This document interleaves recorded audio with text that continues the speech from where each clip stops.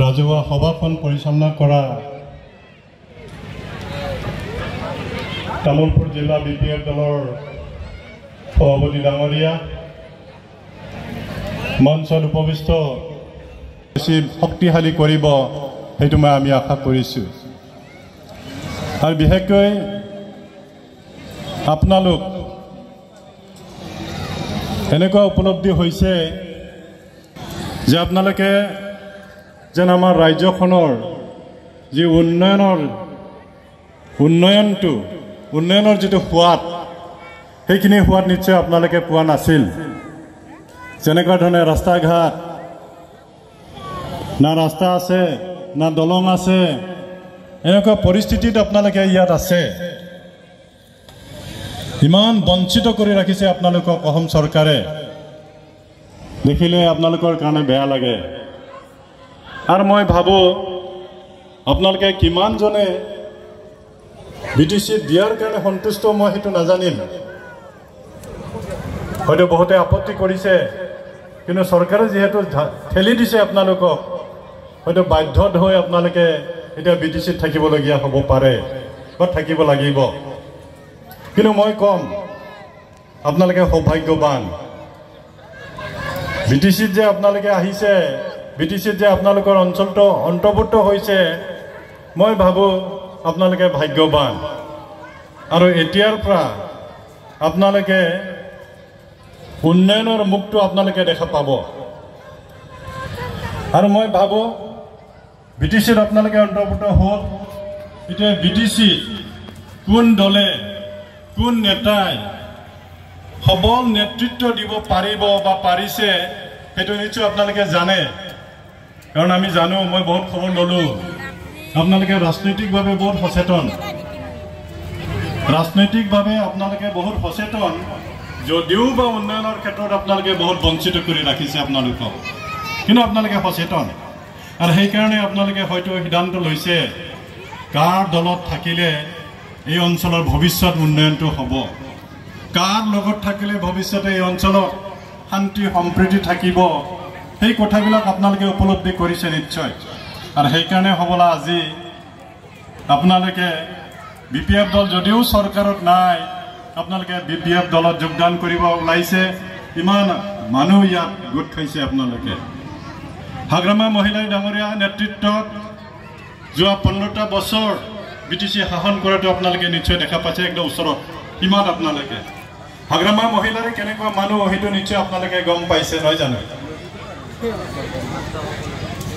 আৰু আপোনালোকে নিশ্চয় ভাবিছে হাগ্ৰামা মহিলাই ডাঙৰীয়াই আমাৰ উপযুক্ত ব্যক্তি, উপযুক্ত নেতা, সেইটো নিশ্চয় আপোনালোকে স্বীকাৰ কৰিব। এতিয়া খালি আপোনালোকে অলপ ভৰসাটো ৰাখিব লাগিব। কিন্তু নাই, হাগ্ৰামা মহিলাৰ ওপৰত আপোনালোকে ভৰসা আছে নে নাই, বিশ্বাস আছে নে নাই?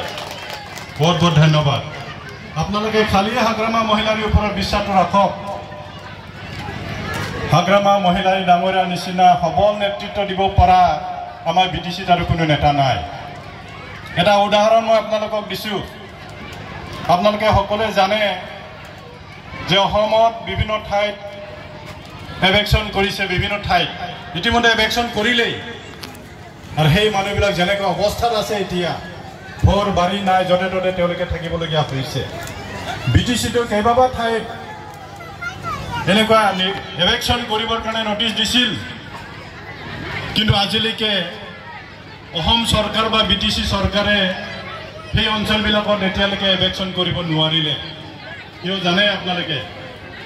যি অঞ্চলত এই নটিচটো দিয়া হৈছিলে, সেই অঞ্চলবিলাকত হাগ্ৰামা মহিলাই ডাঙৰীয়া স্বয়ং নিজে গৈছে। আৰু সেই মানুহবিলাকক তেওঁ লগ কৰিছে আৰু কৈছে, আশ্বস্ত কৰিছে যে আপোনালোকে ভয় খাব নালাগে, আপোনালোকক কোনো এভেকশ্যন কৰিব নোৱাৰে। আৰু যদিও কৰে, মই পিছদিনাখনে আহি আপোনালোকৰ ঘৰ মই বনাই দিম, আপোনালোকে ভয় খাব নালাগে। অসমত এনেকুৱা নেতা কোনোবা ক'ৰবাত কৈছে নেকি? ক'ৰবাত এনেকৈ চৰকাৰৰ লগত চেলেঞ্জ কৰা আপোনালোকে শুনিছে নেকি? ক'তো নাই, কোনো ক'ব নোৱাৰে। এনেকুৱা নেতাহে আমাক লাগে, নহয় জানো? না প্ৰমোদ বড়োৰ নিচিনা দুৰ্বল নেতা আমাক লাগে নেকি?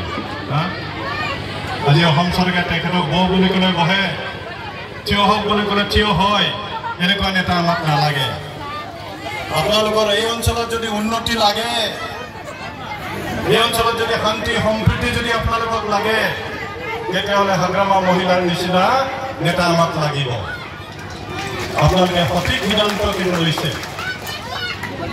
সঠিক সিদ্ধান্ত আপোনালোকে লৈছে আপোনালোকে আমাৰ ওপৰত বিপিএল দলৰ ওপৰত হাগ্ৰামা মহিলাৰ ওপৰত আপোনালোকে আস্থা আৰু বিশ্বাস ৰাখক আপোনালোকৰ এই অঞ্চলত যিবিলাক সমস্যা আছে আমি যদি চৰকাৰ কৰিব পাৰোঁ তেতিয়াহ'লে আমি এই সমস্যাবিলাক সমাধান কৰিবৰ কাৰণে সক্ষম হওঁ গতিকে মই আশা ৰাখিছোঁ আপোনালোকে আমাক সহায় কৰিব সহযোগ কৰিব আজি আপোনালোকে নিশ্চয় জানে বিটিচি অঞ্চলত যেনেকুৱা ধৰণৰ ৰাস্তা ঘাট হৈছে যেনেকুৱা ধৰণৰ অনুষ্ঠান প্ৰতিষ্ঠান হৈছে এই অঞ্চলত হোৱা নাই দুখ লাগে আমাৰ গতিকে এনেকুৱা উন্নয়ন এই অঞ্চলটো হ'ব লাগিব আৰু সেইকাৰণে মই কৈছোঁ আপোনালোকে সৌভাগ্য বিটিচিত আপোনালোকক মানে কি বুলি ক'ব এইটো জোৰ জবৰদস্তি ঠেলি দিছে আমাক আপোনালোকক নালাগে এনেকৈ কোৱা নাই